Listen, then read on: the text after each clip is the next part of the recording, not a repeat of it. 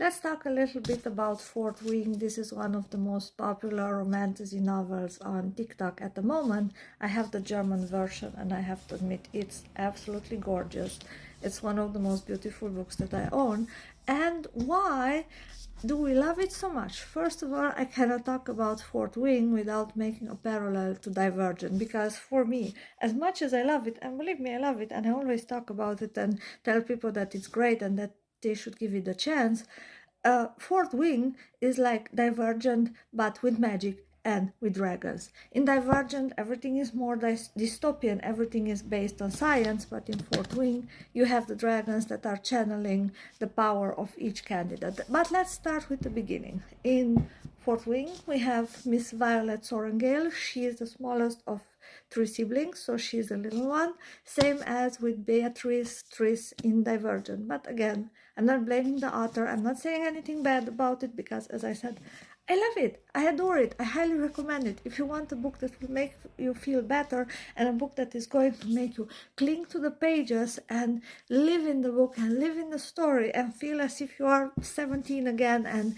you're going into Beshjayat, the dragon college, and you're going to walk over the parapet and you're going to find a dragon that is going to pick you, then you should absolutely read this book, because it's amazing and you're going to adore it.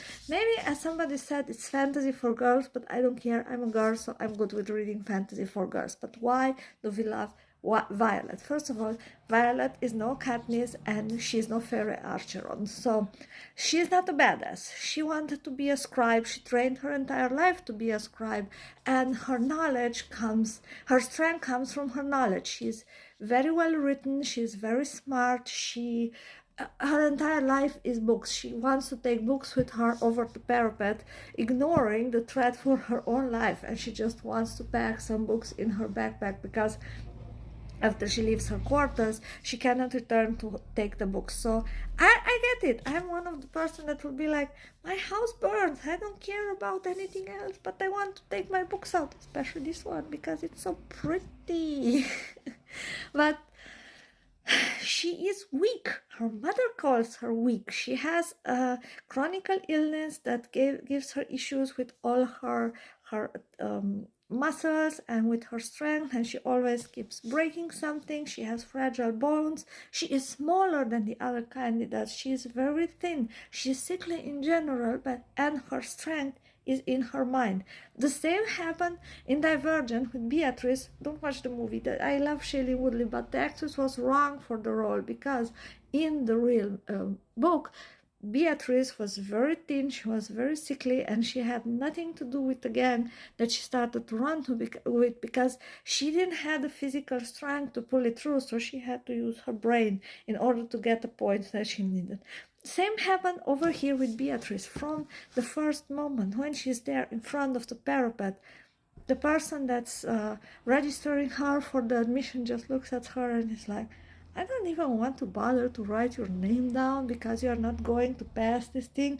And everybody just looks at her as if she's already dead meat, and as if she's already meant to be eaten by the dragons that just fly around and are ready to pick up the weakest of the people that are part of the new students of the college. But she uses her strength, is her weakness as her strength. Everybody tries to pick on her, not only because she's the smallest and she is very young, but she's also the daughter of General Sorrengail, her mother, the big shot. So there are people that are hating her, and we have the enemies to lovers trope here. Very beautiful written. And I mean, you have to love Mr. Xaden Ryerson. I'm not sure if I pronounce it right, but book boyfriend material. We are going to discuss Satan and then Athos another time, but now I want to talk about Violet. She wakes up in time. She manages to poison the other candidates that she's about to fight with, and she's not killing them. She's just giving them stomach issues or a little bit of diarrhea or just a little bit of nauseous general feeling, and she does this planning. She has a good head on her shoulder, and it shows that it's not only the physical strength that is making a good soldier and a good leader, because this is what Violet is. She's a leader, and spoiler alert, the biggest, baddest, meanest dragon out there is going to pick her as his rider.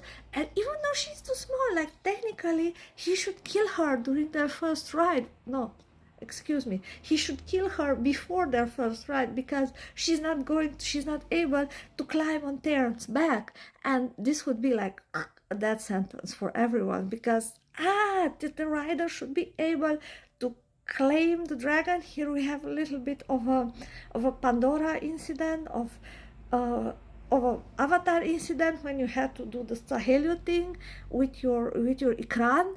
And in this case it's just a connection, and you have to make the connection with your dragon. You have to be able to sit on the dragon, and she's too small. She stands in front of him and she's like, oh, like I would look at a skyscraper and be like, how the hell I'm going to get there?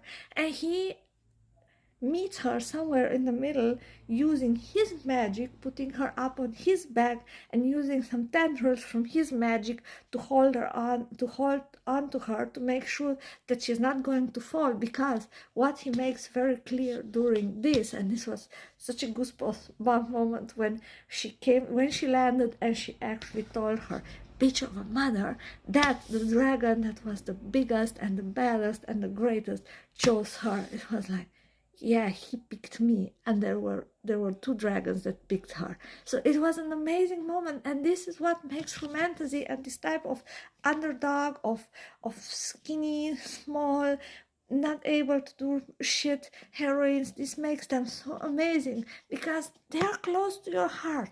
You want to be them. You live with them. You want them to manage. You want them to be able to win. You want them to get to the next step. And yes, you know they're the main character of the book, and you know that they are going to survive, but still, dystopian was always my jam, not fantasy. And I admit I'm into the girly fantasy. I love the romantasy stuff, because I also love the interaction between usually the bad boy, the guy that everyone wants, and this girl that's usually not something or someone that he would date. And this book is so great because it's not just their romance, and it's not just a political situation, and it's just not just the fighting, but it's also something very interesting. History can be lost in 2 generations. Think about it. There are records from the medieval time that say that dragons existed and they were about to be extinct. Nowadays we believe 100% that dragons never existed, that they were creatures of our figments of our imagination. But what if in 2 generations we forgot about the existence of dragons? This would be a thing. But to return to Violet, she's the underdog, and she builds her strength during the story. She becomes better. She has a core group of friends that she makes there, because she is not a bad person. She's nice. You want her to succeed, but she's shy. She's maybe awkward. She's weird, and she's just so adorable, and you just want her to get well, and you want her to get her dragon, and you want her to get the guy, even though sometimes it's like, which one of the guys do you really want her to get? You get a little bit of a love triangle there, and you have the enemies to lovers trope, and you have the beautiful world building and the entire system of the scribes, of the infantry, of the dragon riders. You have all of this, of the healing quarter. You have all of this happen, that again takes us back to Divergent, where they had four factions, and in this case they have 4 parts of the military. So I hope I make you want to read Fourt Wing, because book 3 comes next year in January, and I'm going to speak next about Satan Ryerson and why we love the bad boys. So please comment, like, follow, subscribe, and let me know what you want to talk about, because we are not just readers, we're also writers, and we love everything bookish. Ciao ciao from Transylvania. Ciao.